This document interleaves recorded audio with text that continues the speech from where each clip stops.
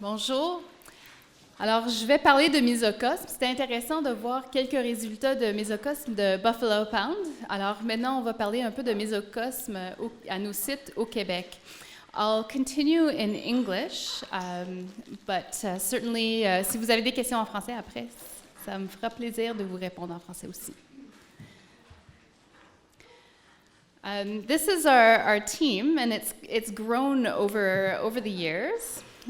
So on the lab and tech support side, we've got Tiziana and Gabrielle. Although Gabrielle has moved more into a position with our environmental group. Yves Fontaine, who's basically the one who helps us with all of our deployment of mesocosms and all sorts of monitoring equipment. And Hannah, who's been helping us with the metagenomic analysis and has been doing a lot of DNA extractions and has been invaluable help. On the student side and postdoc side, we've got Kim Gariepi, who just finished her master's thesis, and during the meeting today, she sent me her final version, and I think it's going to be approved as soon as I take a look at it. So that's congratulations, Kim.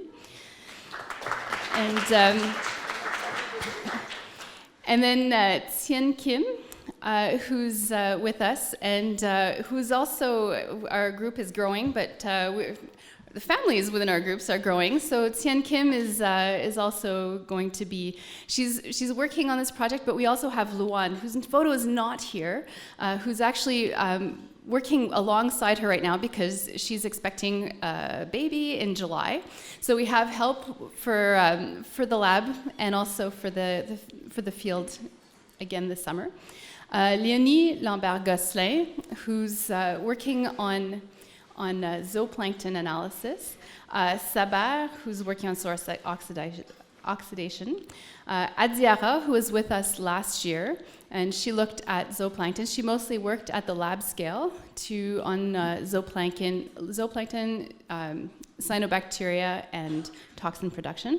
And we also have Jerusalem, who just joined us last week, who comes with experience in running mesocosms and also zooplankton analysis. So we're very happy that she's going to be with us. So we'll have a full team out this summer, because this is really the summer that, it should all go well with the cyanobacteria blooms, is really where we take everything we've learned from the last 2 summers, and now that the results are coming in, kind of like we're drinking from a fire hose, but now that they're coming in, we'll be able to make good decisions for the final stretch.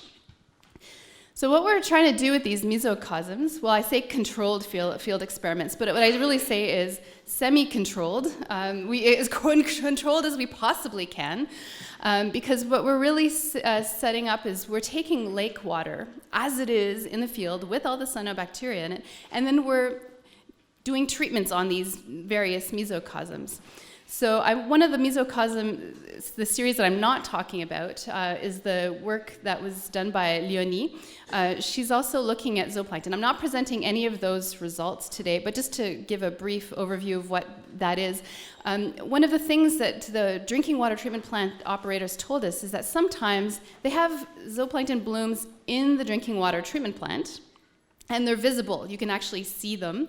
What we've figured out is that they're most likely copepods. But we were curious about how there would be interactions between zooplankton and the cyanobacteria actually within the drinking water treatment plant. So Léonie has run a series of experiments where she's actually gone into the drinking water treatment plant and with net taken out some of the zooplankton and run some experiments in the lake with those plankton. So looking at some of those interactions, but I'm not going to be talking about that today, but I'll be talking about the 2 other series of experiments that were run with nutrients, so nitrogen addition. So it was very similar to the work done at Buffalo Pond, and also the addition of coagulants. And in drinking water treatment, what we usually try to do is optimize. We want to have everything work so well.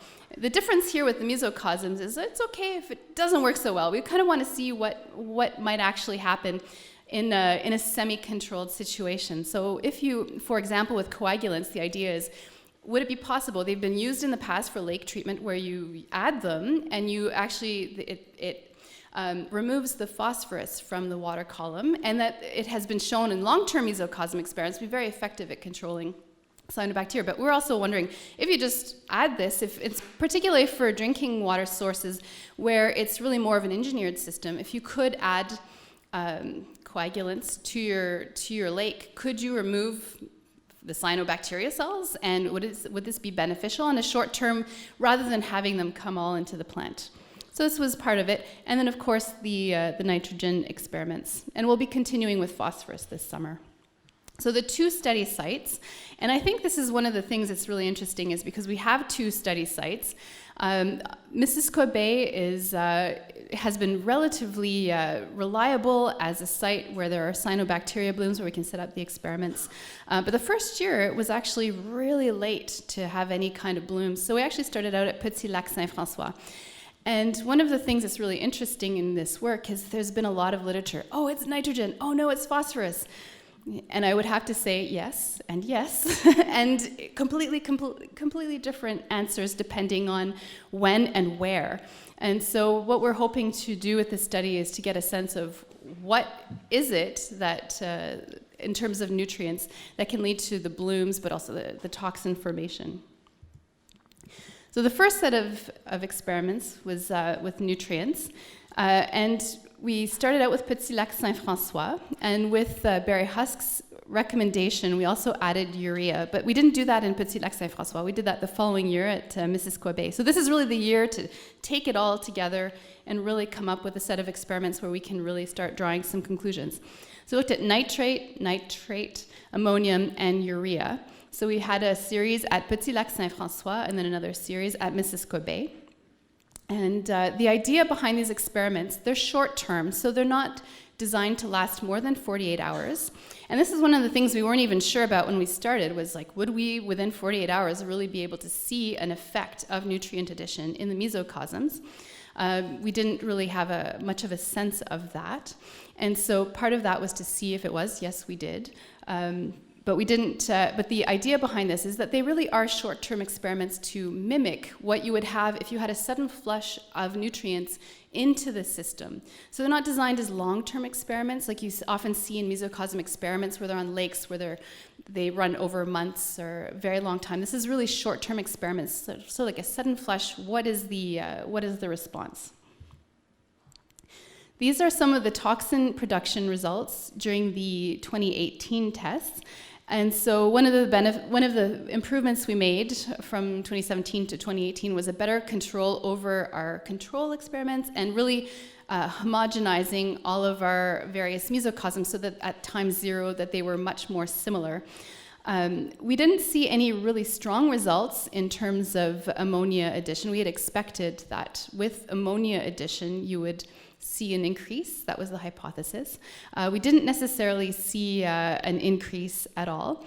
We did see is that we need to, for this year's experiments, if you see in the bottom graphs, we added the 24-hour time point. And we realized that there can actually be quite a bit of variability within a very short time scale. And so we're trying to move these more towards time series to really understand what's going on, even during these short-term experiments. This is some data from 2017, where when we did, we have the control on the left. We see that in terms of the copies of the MCYE gene, that it increased, the number of copies increased following the addition of nitrate, but that wasn't necessarily associated with an increase of intracellular toxins. But we did see, it was good that we did see an effect. These are the overall results for looking at the total nitrogen and total phosphorus ratio. So the idea is that the lower this ratio is, or within a certain range, you're more likely to see a high biovolume. And we also looked at the biovolume with all of the various experiments. So we have control, the nitrate, the nitrite, the ammonium, and the urea. We saw more variability with the urea when it came to the ratio that was being added. But we see that in terms of biovolume, we did see an increase in biovolume with the addition of forms of nitrogen.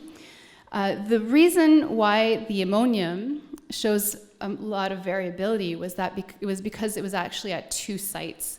So the one at the site, the Petit Lac Saint-François site, in general, addition of nitrogen led to an increase of cyanobacteria biovolume, whereas the same wasn't true for Missisquoi Bay. And this goes a bit to what Barry Husk was saying about the various species of cyanobacteria.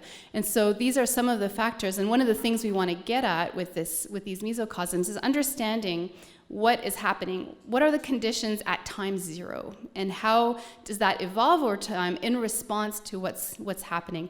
And we hope that now that we're getting the metagenomic data, that will help us with understanding and interpreting these results, because it's quite clear that the species matter, what's actually in the lake in terms of other chemical constituents matter, and that in fact the response can be completely different depending on what those initial conditions are.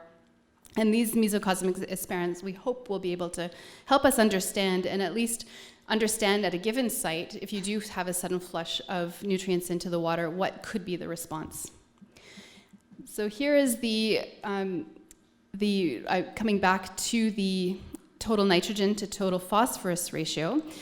So here we see that the higher biovolumes were associated with a TN to TP ratio of 12. And interestingly, these were all at the Petit Lac Saint-François. So we really see that the ratio fell within a very narrow range, but we had quite a variability of total biovolume. We see that for the Missisquoi Bay, it's a much broader range of total nitrogen and total phosphorus ratios. And this also makes it more challenging also to set up mesocosm experiments, because we're kind of having to guess what time 0 is as we're setting up and how much to add.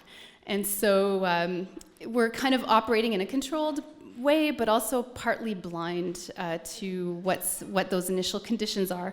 So, which is why there's a need to repeat these experiments multiple times. These are preliminary results of principal component analyses.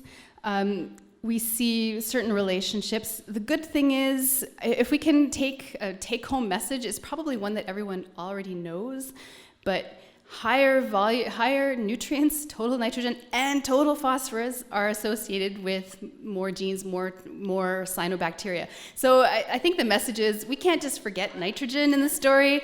We have to look at phosphorus and nitrogen together.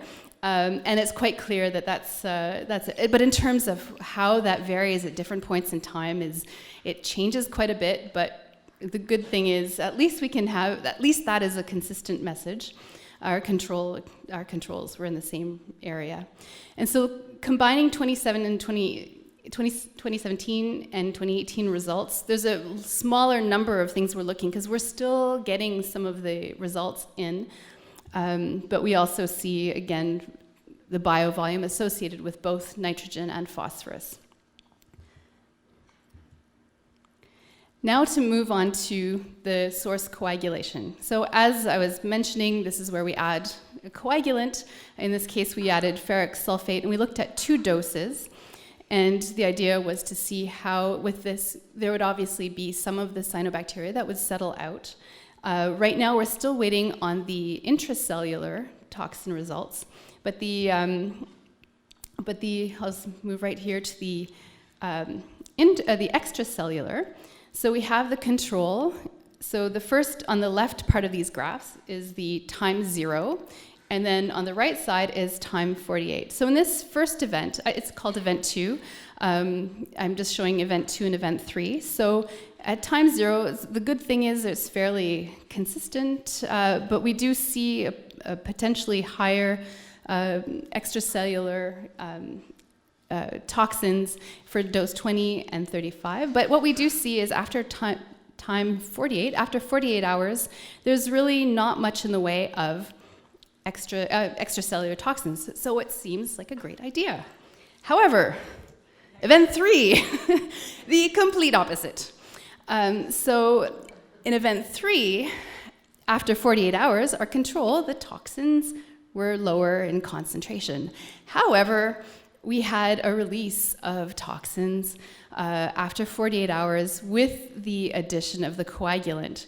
So this is where we need all of this other data to really get a sense of what's going on. We also need to know maybe it's with the intracellular toxins. So we're looking at all of this, and we have a lot of data coming and a whole other season of sampling where we really hope to get at the root of what's going on in these various systems.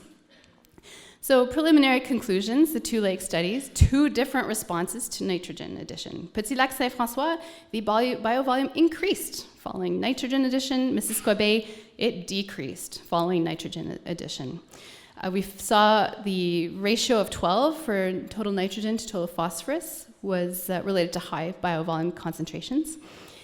So the addition of ammonium nitrate increased biovolumes at Petit Lac Saint-François, but we did not see much of an effect on toxins.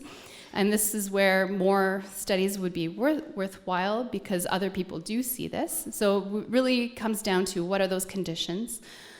And in 2018, the addition of ammonia and urea were not associated with toxin increases after 48 hours.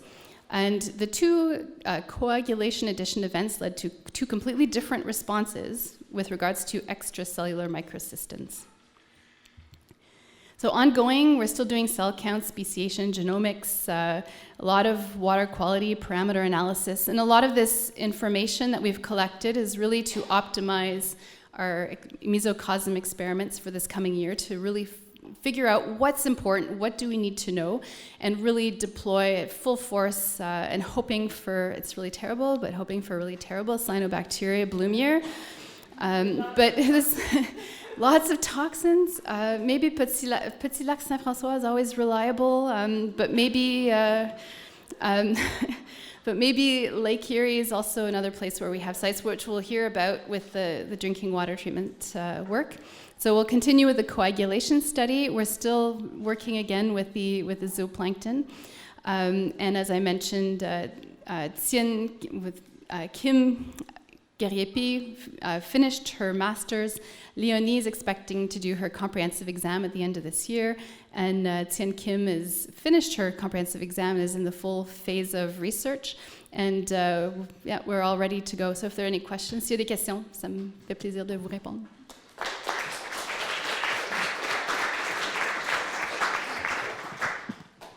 Question pour Sarah?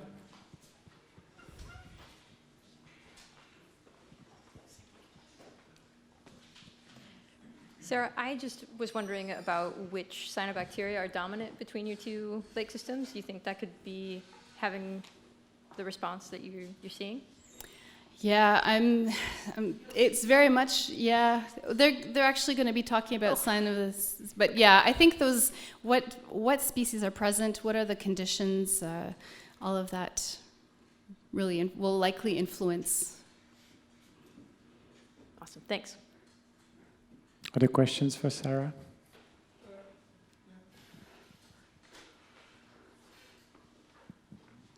When you did the experiment with the 48 hours of contact, what was the water temperature?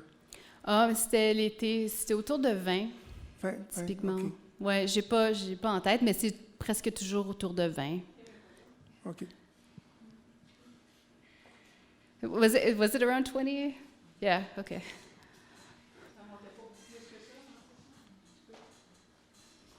Une petite question, on continue? OK, ben merci. Okay.